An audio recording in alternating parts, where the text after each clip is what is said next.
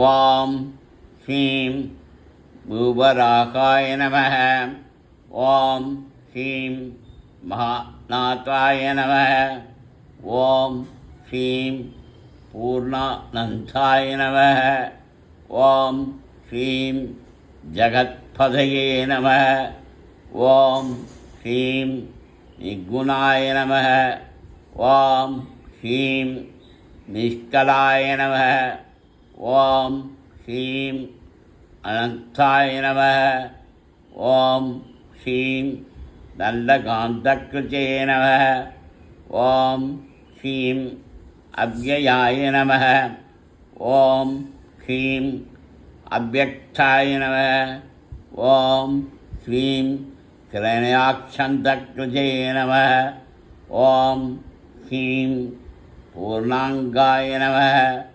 ॐ ह्रीं पूर्णषट्कुञ्जविग्रहाय नमः। ॐ ह्रीं लयोधकविकराय नमः। ॐ ह्रीं शब्दप्राणाय नमः। ॐ ह्रीं शब्दप्राणाविषयाय नमः। ॐ ह्रीं अनन्तरूपाय नमः। ॐ ह्रीं अनन्तश्रिये नमः। ॐ ह्रीं जयमन्यवे नमः। ॐ ह्रीं भयावहाय नमः। ॐ ह्रीं वेदान्तविद्याय नमः। ॐ ह्रीं वेदिने नमः। ॐ ह्रीं वेदगर्भाय नमः। ॐ ह्रीं शनादनाय नमः। ॐ ह्रीं सहरक्षय नमः। ॐ ह्रीं पुण्यगन्धाय नमः। ॐ ह्रीं कल्पकृते नमः। ॐ ह्रीं श्रीजित्प्रजे नमः। ॐ ह्रीं हरये नमः। ॐ ह्रीं पद्मनाभाय नमः। ॐ ह्रीं शूराध्यक्षाय नमः। ॐ ह्रीं हेमङ्गाय नमः। ॐ ह्रीं दक्षिणामुखाय नमः। ॐ ह्रीं महापाहवे नमः। ॐ ह्रीं महाकोलाय नमः। ॐ ह्रीं शब्दजीवनमस्कृताय नमः। ॐ ह्रीं शब्ददेवनमस्कृताय नमः। ॐ ह्रीं ऋषिकेशाय नमः। ॐ ह्रीं ऋषिकेशाय नमः। ॐ ह्रीं प्रसन्नात्मने नमः। ॐ ह्रीं सर्वभक्तभयाभयाय नमः। ॐ ह्रीं यज्ञप्रजे नमः। ॐ ह्रीं यज्ञकृते नमः। ॐ ह्रीं साक्षिणे नमः। ॐ ह्रीं यज्ञकृते नमः। ॐ ह्रीं साक्षिणे नमः। ॐ ह्रीं यज्ञज्ञाय नमः। ॐ ह्रीं यज्ञपराकाय नमः। ॐ ह्रीं यज्ञपराकाय नमः। ॐ ह्रीं हव्यभुजे नमः। ॐ ह्रीं हव्याय नमः। ॐ ह्रीं विभाकराय नमः। ॐ ह्रीं देवकृजे नमः। ॐ ह्रीं गुरुकान्ताय नमः। ॐ ह्रीं धर्मगुह्यकराय नमः। ॐ ह्रीं विशाखभे नमः। ॐ ह्रीं अमेयात्मने नमः। ॐ ह्रीं अङ्गतंशाय नमः। ॐ ह्रीं नीलकेशाय नमः।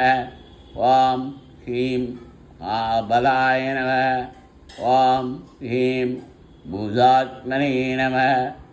ॐ ह्रीं वेदनेत्राय नमः। ॐ ह्रीं वेदशिशिरोहराय नमः। ॐ ह्रीं वेद अश्विशिरो हराय नमः। ॐ ह्रीं वेदगुह्याय नमः। ॐ ह्रीं सर्पजे प्रवर्तकाय नमः। ॐ ह्रीं कबीराक्षाय नमः।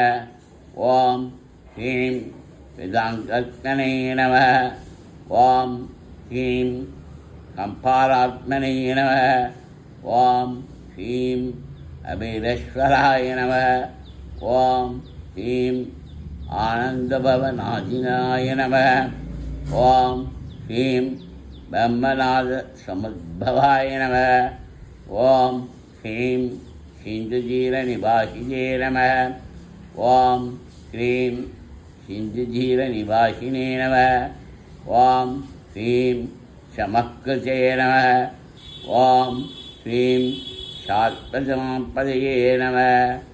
ॐ ह्रीं इंचादिऊर्धात्रे नमः। ॐ ह्रीं जगत्तात्रे नमः। ॐ ह्रीं ऐन्द्रोत्तत्नबर्काय नमः।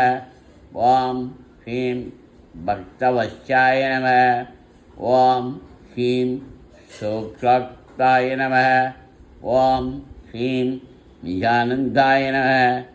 ॐ ह्रीं रमापदये नमः। ॐ ह्रीं श्रीप्रियाय नमः। ॐ ह्रीं शूभाङ्काय नमः। ॐ ह्रीं पुण्यशरणकीर्तनाय नमः। ॐ ह्रीं सत्यकृते नमः। ॐ ह्रीं सत्यशङ्कराल्पाय नमः। ॐ ह्रीं सत्यवासे नमः। ॐ ह्रीं सत्यविक्रमाय नमः। ॐ ह्रीं सत्यात्मने नमः। ॐ ह्रीं कालाधीशाय नमः। ॐ ह्रीं कालाधीशाय नमः। ॐ ह्रीं गुणाधीशाय नमः। ॐ ह्रीं ब्रह्मज्ञोतिषे नमः। ॐ ह्रीं ब्रह्मात्मने नमः। ॐ ह्रीं पंताम्ने नमः। ॐ ह्रीं परमपुरुषाय नमः। ॐ ह्रीं पराय नमः। ॐ ह्रीं कल्याणकृते नमः। ॐ ह्रीं कवये नमः। ॐ ह्रीं कच्चरे नमः। ॐ ह्रीं कर्त्रे नमः। ॐ ह्रीं कर्मसाक्षिणे नमः। ॐ ह्रीं कर्मकृते नमः। ॐ ह्रीं कर्मकाण्डस्य सम्प्रदायप्रबद्धाय नमः। ॐ ह्रीं सर्वान्तकृते नमः। ॐ ह्रीं सर्वकायाय नमः। ॐ ह्रीं सर्वक्षाय नमः। ॐ ह्रीं सर्वपक्षाय नमः। ॐ ह्रीं सर्वलोकपदये नमः। ॐ ह्रीं श्रीमते नमः।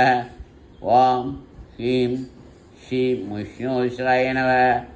ॐ ह्रीं शुभेक्षणाय नमः। ॐ ह्रीं सर्वदेवप्रियाय नमः। ॐ ह्रीं साक्षिणे नमः। ॐ ह्रीं सर्वकर्मसमराध्याय नमः।